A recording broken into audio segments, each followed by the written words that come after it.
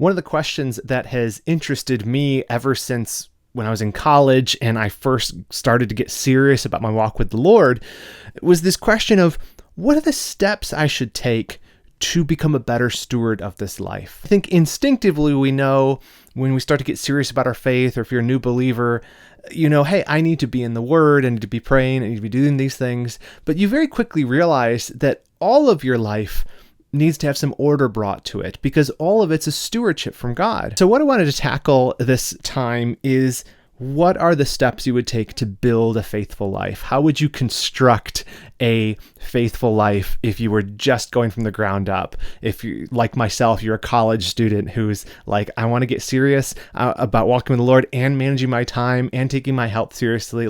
But where do I begin? Because it seems like a lot to tackle. I recently wrote an article called The Christian's Keystone Habit. And this article basically argues that we need to start with prayer and with the Word. And I want to build on that concept a little bit here with you today about this idea of thinking about building a faithful Christian life like building an arch. So let me draw a little bit from that article, and then we'll kind of build on this concept of thinking about building this life of faithfulness as an arch. So this all came up because I was actually tasked with building an archway in our home for my wife. We've been redoing the kitchen, and she said, I'd love to have an old-fashioned arch going into the kitchen. And I said, I will YouTube that. And so I did. And I built this little archway, and it was fun. It actually wasn't that hard of a project, but it sent me down this rabbit hole of looking at arches. These are very famous, especially in Roman times. There's a picture of the Colosseum if you're watching this. An arch is a really beautiful architectural feature. But the one in my kitchen, obviously that is not load bearing. It's fake. If you're watching, you can see it just has some plywood and some drywall. Arches are really cool because they're actually architecturally and structurally super sound. They're amazing. They can support an amazing amount of weight over an open expanse like that. And so as I was learning about arches, I was reading a little bit about how they work. And so here's a little diagram if you're watching on YouTube or Spotify. You can see that these arrows sort of point out how the weight is distributed. And so the trick with an arch is it leverages the compressive strength of stone to transfer the weight outward and then down onto the little supports outside of the arch. So each little step of the curve in that arch is transferring weight outward, and you can actually put a lot of weight on top of that. The key to an arch is the keystone, which I'll talk about in just a second. What I think is interesting about this is what if we thought about building a faithful Christian life in terms of building an arch? What if we thought about, I'm constructing this faithful Christian life and I want to build it on top of some habits, some practices? Where would I begin? What are the areas of life, and in what order would I tackle them to start to build this life of faithfulness in every area? I'm going to argue here that we want to start with the keystone of our spiritual life, but I want to go further than that and actually show you step by step what each of the little pieces of the arch would be comprised of. And so to do this, I want to talk about this concept, which I've often talked about, which is domains of stewardship. And this is idea that your life is divided up into multiple areas that you're responsible before God for. So your spiritual life, like your walk with the Lord, your physical health, your vocation, your calling in life, your work, whatever the main thing is, your relational aspects, so your family, your neighbors, your church, all these different areas God's giving you to steward. So our objective is to be faithful in all of those areas. When I've illustrated this, I usually just showed us a pie graph with like 6 areas of life kind of divided up just to show, hey, we got to make sure we're giving attention to all 6 of these areas. But the more I've been thinking about this arch thing, the more I've thought that's actually a really cool metaphor for thinking about how we steward the domains of stewardship we have, and specifically what order we might want to tackle them in. I got my iPad here and I've drawn some, well, I'm not going to call it beautiful artwork, but if you want to put it in a museum, you're more than welcome to. So if you're listening and not watching, I'm going to explain each of these to you and describe it as you go. But if you are watching, or if you want to, this is on YouTube or on Spotify, if you want to follow along with the visuals. But what I have drawn here is an archway.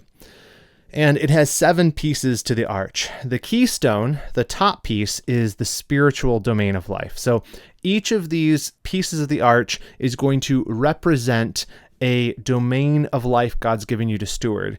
And what I'm going to suggest here is that we actually work our way down from the keystone, one of these at a time, on both sides, and that is what's going to be an advisable order for tackling these different areas of your life. So if you're somebody who's like, hey, I've got all these different things, my life's out of whack, I'm disorganized, nothing's really working, follow this step by step. And I think this is probably one of the best orders to go in. Like I say in the article, the keystone habit for Christians is your spiritual domain, your spiritual life. And so the idea of a keystone habit actually comes from Charles Duhigg, who's the author of a book called The Power of Habit. And in that, he argues that keystone habits are these habits in life that, one, they produce positive, productive outcomes by themselves, so they're just good habits. But what makes them a keystone habit is that they also help you perform other positive habits as well. So he gives the example of exercise. I'm going to pivot away from exercise here, but just to kind of get the concept of a keystone habit, here's what Charles Duhigg says in The Power of Habit. He says, typically people who exercise start eating better, becoming more productive at work, they smoke less and show more patience with colleagues and family. They use their credit cards less frequently and say they feel less stressed. Exercise is a keystone habit that triggers widespread change. If you've ever done that, gotten to the habit of running or doing regular exercise, you've probably noticed, hey, other areas of my life are improving too. That's what Duhigg is arguing. He said some habits are worth more than the sum of their parts because they trigger us. There's a trickle-down effect that help us to be more productive in other areas of life too. If we get a keystone habit right, we know the right place to start. And then we can kind of ride the wave of the trickle-down effects, to mix a bunch of metaphors, to actually establish other good habits in our lives. And so this is where Duhigg's actually using an arch metaphor. He doesn't press into it here, but a keystone is the top of an arch.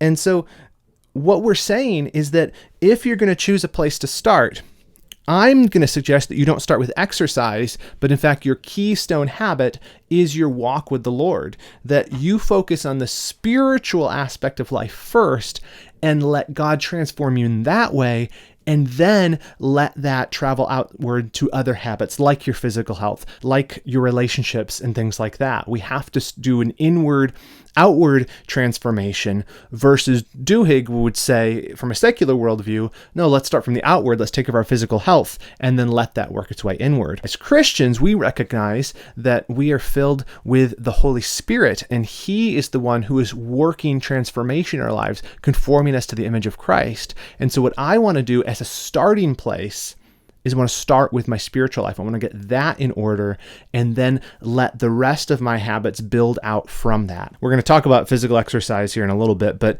even here we're told while bodily training is of some value, godliness is of value in every way as it holds promise for the present life and also for the life to come. So I want to focus on godliness. I want to focus on these eternal aspects of life, specifically my walk with the Lord, because that is benefit for now and forever. And as I'm arguing, it actually has benefit that trickles down to all these other areas that you also want to steward well. Reminded that, what better habit then to put into place if we want to grow in godliness than to study the Bible and pray? This sounds very obvious. I mean, this is like the most obvious advice that, hey, if you want to grow as a Christian, start with reading your Bible and praying.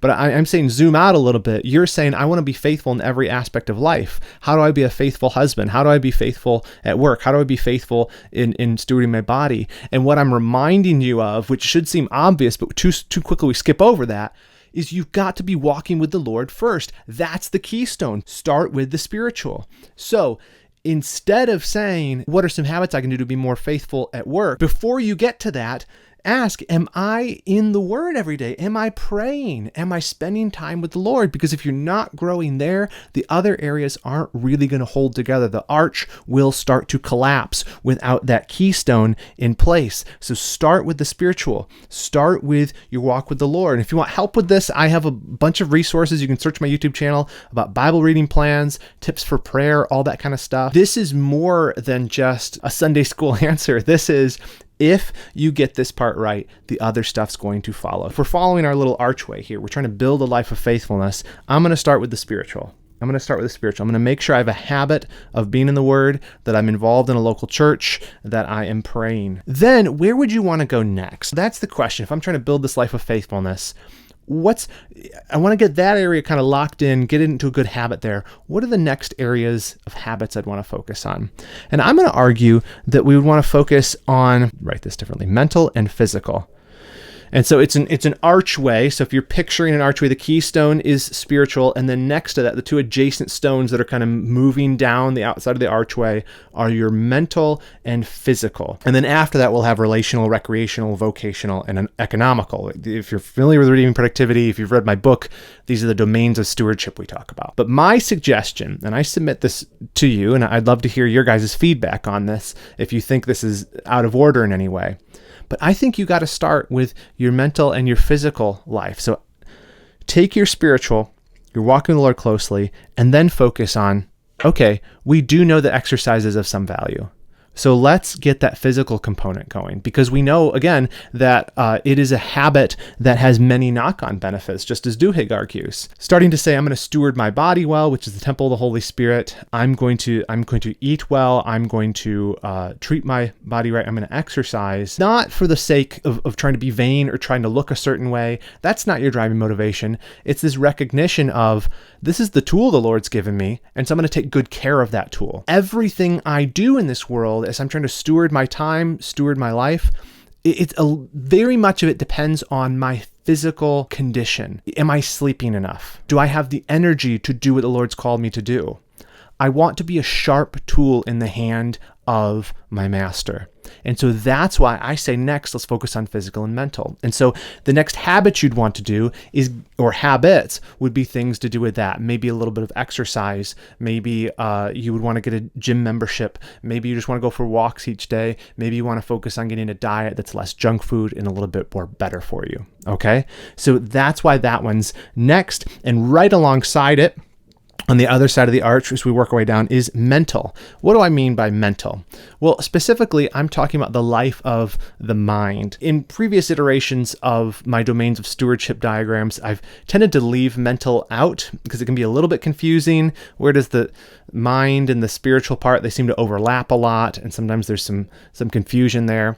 Specifically, what I'm talking about is having a mind that is sharp, right? Spending time reading, I think, is really important for Christians. A lot of my videos, a lot of podcasts I've done are about how to be a better reader. Why do I emphasize that so much? Well, because we are people of a book. God has chosen to reveal himself to us through words. Already, we should be reading because we have the Bible and we should be reading that. But there is so much more to expand our minds, to make use of them, to apply ourselves to understanding the world around us and letting that shape our minds.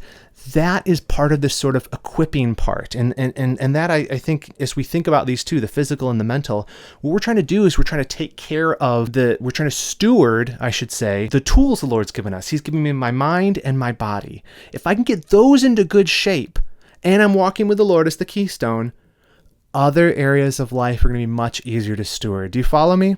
So we start with the keystone habit of spiritual, then let's move out to, let's get some habits in place for mental, reading, things like that, thinking, physical, exercise, nutrition, those kind of things. Get those habits after the spiritual. So these are the order I would recommend you work in. Then we work our way down to the next two stones in the archway, and that is relational and recreational. Well, what do I mean by these? Well, relational is your relationships. So again, this is your family, this is your friends, this is your children, right? Your spouse, your coworkers, even your neighbors. What's neat about this one, this domain of stewardship, this area, is it really is downstream from these things. If I am walking with the Lord, my relationships, the way I conduct myself with others will fall into conformity to God's will. And so this is where you actually start to see some of the power of this keystone habit at work. Relational is one of those areas that we tend not to be intentional with. Do you have habits about your relationships, like that you're intentionally doing? I know we all have habits we fall into, but do you intentionally say, I'm going to set a habit of doing a date night with my spouse, or I'm going to set a habit of making sure I meet with so-and-so at least once a month, or that I call these people to stay in touch with my family members, or that I'm going out of my way to go and see my neighbor so I can be a witness to them. Relational is just another area of life and another one of these areas that we want to make sure that we are developing habits in. So another area you'd want to build habits in is in recreational. Why do I say recreational? Recreational is an overarching category I use when I refer to domains of stewardship. This is the area of your life that concerns rest and enjoyment. Rest in the sense of Sabbath. God has designed us to need rest, to give ourselves to Him, and also recreation in the sense that we need to not be working all the time. We need to pull back and enjoy the good things God has given us. Go for a walk outside, enjoy the creation. It's not all heads down, just struggle. There are times when we back up and we just enjoy what God's given us, and we do that as an act of worship. We have to be intentional about those habits too. Do I have recreation as part of my life, or do I let the economical money, do I let my vocation push that out where I just don't spend any time at all on recreation and rest? That's an area that requires discipline for many of us, and it's one of the easiest ones to neglect. Spend time intentionally resting. So you should be doing this weekly, right? 6 days shall you labor and the seventh is the Lord's. But you also should be doing this more intentionally too, having in your schedule times where you're going to the park with the family, or where you're just doing a hobby or something you enjoy. Build habits around that. Pick a habit, find an area, or this is an area I'd like to explore. What's neat about that is there's actually knock-on benefits often with hobbies or things where there's physical benefits to them too. Like if you're going for hiking, right? It's a great hobby because it also is a physical thing. There's mental things. One of your hobbies might be you get really into history or something and you go to museums. Maybe that's a hobby. There's life of the mind is improved there too. Just to kind of repicture where we're at so far, we only have 2 more to go, but your keystone habit you'd start with is your spiritual, your walk with the Lord. Get into the habit of being in the Word, praying each day, being part of a local church, then start to build habits in mental and physical areas of life, those domains. Then focus on, okay, I'm doing well in these areas. I feel like these habits are in place. Now I'm going to expand a little bit. I'm going to focus on being more intentional with my relationships, because already things are starting to change because I'm walking with the Lord. So I'm doing better in my relationships and being a better representative of Christ in those things. But now I'm going to be more intentional and build some habits around those. And then I'm going to look at recreation. I'm going to make sure I'm resting as I've been commanded by the Lord, and I am going to make sure that I am intentionally enjoying with gratitude the good things He's given me. Build habits around that as well. Finally, we're going to get to these last 2 pieces of the arch, and that is vocation and economical. So vocational, this is what I just call your main calling in life. Actually, I don't call it that. That's literally Latin, vaca, or voc, I don't remember, but it comes from the Latin for calling. And so vocation is just a way we tend to talk about your work or the main thing you do. If you're retired, you still have a main thing you do. That's sort of the calling God has on you in this season of life. If you're a homemaker, your home is your vocation, your wife, your mother. We all have a vocation. It doesn't just mean job. So we put these really far down in the arch because, yeah, they're a big part of stewarding a life of faithfulness. But our vocation, though it is a big, major part of our life time-wise, it has to be downstream from a faithful walk with the Lord, from taking care of your habits, mental, physical. It has to be downstream from focusing on your relational aspect of your life, from even recreation and all of that, so that it can have its right place. That's when you start to turn your attention to, how do I develop habits around my vocation so I can improve in it? Because we should be improving it.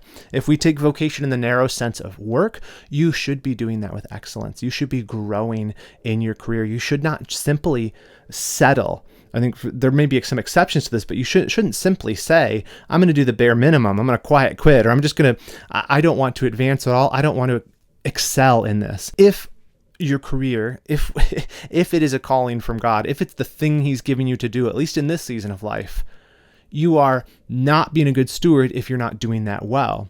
And so what I'm saying here is, as you're building a life of faithfulness, part of that art should consist of you saying, how do I excel at work? Maybe this means additional programs. Maybe this means getting a habit of studying deeper your specific area. Maybe you're a programmer. You need to take some courses on that. You need to be intentional about talking to the senior programmers and saying, hey, could we meet once a month or once a week and I could ask you questions, or could you, right? You're being deliberate in that habit of improving in your vocation. Too often, I think we want to do this one first. We want to say, I want to focus on the vocation. I want to focus on that first.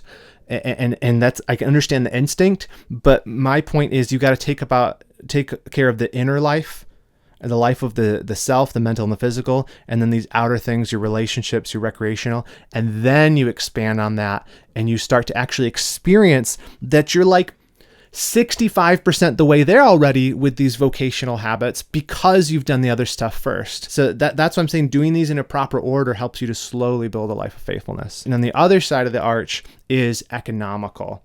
Economical is the term I use for the domain of stewardship, which concerns your money and things. So economical comes from the Greek oikonomos, which means household management. So it had to do with finances and your stuff. Am I managing the physical things the Lord's given me well?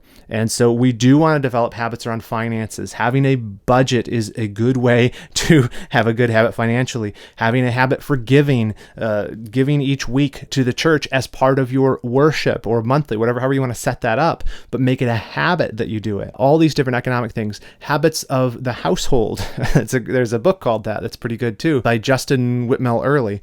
But these ideas that there are certain rhythms you want to get into in how you manage your household so that things are taken care of. The cars aren't constantly breaking down. The house is not always a mess. You're developing habits to life. I think one of the hard things to accept about this arch, and again, I'd be happy to have your feedback on this and hear where you might disagree with the order of these, but putting the economical so far down on the arch feels a little bit rough for people, because again, that's the stuff you're struggling. That's the felt need often. As you're coming and you're saying, I need to get my life in order. And very often it's my vocation's out of order and my household is out of order, right? My money's flying out the window. I don't know what to do about that. I've got issues where I just can't keep up with all the demands. The laundry's never done. And so we instantly want to address those things. And I think there is a case to be made that there's times when you need to first address an area of those and say, I'm going to fix this so that I can free up time to work on these other areas. But in terms of building those habits into your life that are going to be sustainable, they're going to help you build a life of long-term faithfulness, I think it's wiser to zoom out a bit and say, hold on. If the objective is to steward all of my life well for God's glory, I've got to start with that keystone of those spiritual habits, and then I want to build out those mental and physical habits. And then from there, I want to build out relational and recreational habits. And that strong foundation, that is then going to transfer onto my vocation and my economical realities, managing my household, managing my finances. So if you tackle this in the right order, you're doing it from a heart outward type of approach so that your attitudes are correct about it. You're not just sort of patching this hole in your ship, right? To use another metaphor, we often feel like our ship is sinking. It just got too much going on. But we patch those things instead of taking care of the deeper problems first, building those habits, and then letting those trickle down to the other areas of life. That's my concept here is, if you want to build a life of faithfulness, this is the order I would tackle it in. Start with spiritual, then mental and physical, then relational and recreational, and then vocational and economical. And I think if you go in that order, you're going to have better success. You're going to be doing it all from a God's glory first mindset. And ultimately, I think that that's going to be more sustainable in the long run for you. And that's really what we're about, is the long run. We want to be eternally minded. And so it's not just about fixing a few things here and there. It's about developing a life of faithfulness that goes with me for my entire life. Again, love to hear your thoughts on this. You can share this in the comments on YouTube, or there's a question if you're listening or watching on Spotify. Thanks so much for listening or watching. Appreciate it. Hope this is helpful to you. And if you want to support the show, there's an opportunity through Patreon, or you can join our Redeemed Productivity Academy, which has courses and resources and accountability to help you grow in your productivity from a biblical worldview. We also have coaching, a bunch of other stuff you can find all at redeemingproductivity.com, or there'll be links in the description. All right. I'll see you next week. Bye.